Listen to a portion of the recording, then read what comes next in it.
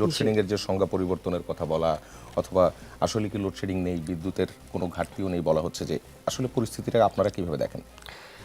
আমরা দেখছি যে আমাদের বর্তমানে বিদ্যুৎ মন্ত্রী যিনি, তিনি তো একই সাথে জ্বালানি মন্ত্রীও। তিনি সম্ভবত তার জায়গা থেকে বাংলাদেশের যে ফোকাসটা এটা তার দিকে নিতে চাচ্ছেন, কিন্তু পজিটিভলি নিতে চাইলে ভালো হইতো। তিনি নেতিবাচকভাবে নিতে চাচ্ছেন। কিছুদিন আগে তিনি জ্বালানি সিন্ডিকেটের কাছে পরাজিত হয়েছেন, সরকারকে পরাজিত করেছেন, জনগণকে পরাজিত করেছেন। জ্বালানির দাম বাংলাদেশের ইতিহাসের বৃহৎ একটা শতকরা হারে বৃদ্ধি পেল।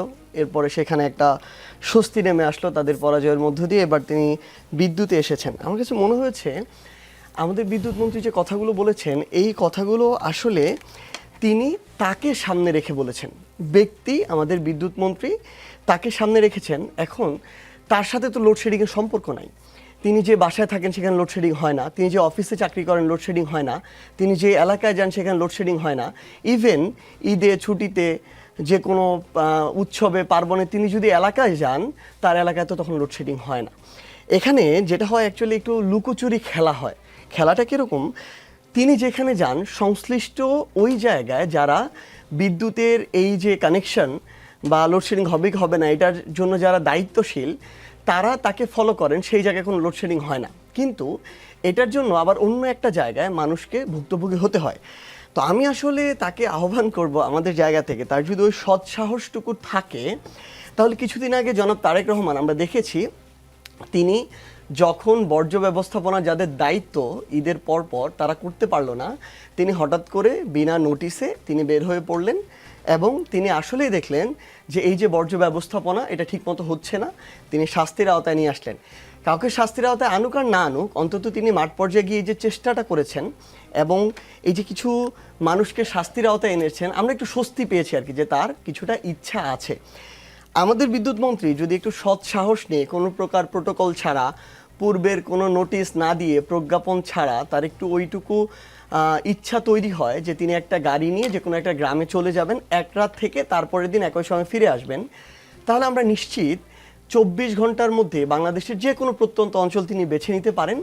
অন্তত 6 থেকে 8 ঘন্টার তিনি লোডশেডিং, যেটা অ্যাকচুয়ালি মানুষ লোডশেডিং বলতে যেটা বুঝে তাদের সংজ্ঞায়ন না, ওই লোডশেডিং তিনি অনুভব করে আসবেন।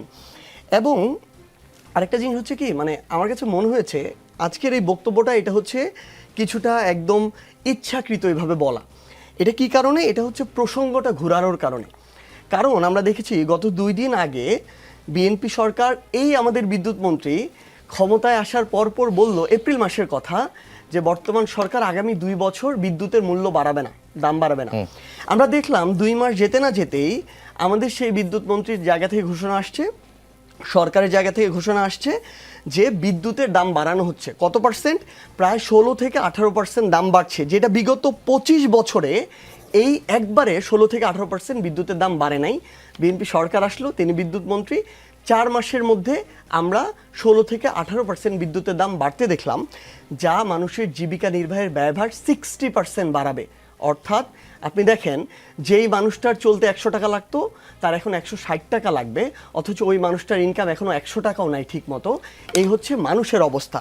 এবং আমার কাছে মনে হয়েছে যে এই যে কাজটা হলো, এইটাকে এখন কিছু একটা বলে ভাইরাল হয়ে টপিকটা পরিবর্তন করতে হবে। এই কারণে ইচ্ছাকৃতভাবে তিনি জানেন যে বাংলাদেশের গ্রামাঞ্চলে 6 ঘন্টা 8 ঘন্টা, কিছু কিছু জায়গায় এর চেয়েও বেশি লোডশেডিং আছে, তারপরে শুধু টপিকটা ঘোরানোর জন্য, ওই দাম থেকে সরানোর জন্য তিনি ইচ্ছাকৃতভাবে এটা বলেছেন। অথবা আরেকটা জিনিস হতে পারে, এটা একটু কাল্পনিক। আমি যখন আমাদের বিদ্যুৎ মন্ত্রী এই কথা বললেন, আমি আসলে চিন্তা করছিলাম আস্তে আস্তে, এবং আমি কিছুটা ইউটোপিয়ান ওয়ার্ল্ডে চলে গিয়েছিলাম। আমার তখন মনে হচ্ছিল আসলে ভাই মাত্র যেটা বললেন যে বিদ্যুৎ নাকি উৎপাদন হচ্ছে, বিদ্যুৎ নাকি যতটুকু প্রয়োজন এতটুকু আছে, এই জন্য এটাকে লোডশেডিং বলা যাবে না। এটা বিভিন্ন সিস্টেমের একটা ঘাটতির কারণে মানুষ বিভিন্ন সময় বিভিন্ন জায়গায় পাচ্ছে না, অব্যবস্থাপনার কারণে। তাহলে আমি একটু জানতে চাই, ধরেন যতটুকু উৎপাদন হয়, আমরা তো মানে ন্যূনতম সায়েন্স পড়ে আসা মানুষজন, ধরেন আপনার এই রোধের মধ্য দিয়ে হোক কিংবা এই যে পারিপার্শ্বিক বিভিন্ন ধরনের বাধার মধ্য দিয়ে হোক, কতটুকু বিদ্যুৎ ক্ষতিগ্রস্ত হয় এটুকু তো আমরা বুঝি। কিন্তু এই যে এত পরিমাণ লোডশেডিং, ধরেন 3 ভাগের 1 ভাগই লোডশেডিং হয়, মানে আমার মাথায় কাজ করছিল আর কি, যে বিদ্যুৎ যখন ওই লাইনের মধ্য দিয়ে ধরেন প্রবাহিত হয়, ইলেকট্রনের প্রবাহ, ওই জায়গার ভিতরে কোনো আলাদা রাজনৈতিক ওয়ার্ল্ড আছে কিনা, রাজনৈতিক পৃথিবী আছে কিনা, যেই পৃথিবীতে আসলে আলাদা করে আবার রাজনৈতিক দলের পলিটিক্স আছে।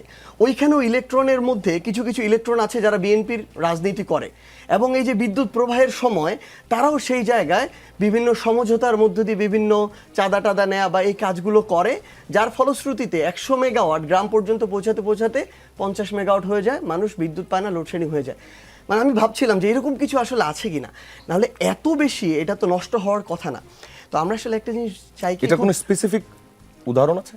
না না, মানে স্পেসিফিক উদাহরণ কি, আমি তো Hypothetical. বললাম এটা আমার একটা Okay. কাল্পনিক চিন্তা, মানে আচ্ছা। তাদের কথা অনুযায়ী কিভাবে যখন মানুষ ধরেন 6 ঘন্টা 8 ঘন্টা বিদ্যুৎ পায় না, তখন তারা বলে যে বাংলাদেশে কোনো লোডশেডিং নাই, যেটুকু হচ্ছে ওটুকু হচ্ছে কোথাও ধরেন ওই বৃষ্টি হচ্ছে, কোথাও হচ্ছে লাইন ছিঁড়ে যাচ্ছে, বা কোথাও হচ্ছে কোনো একটা দুর্যোগ হয়েছে এই কারণে।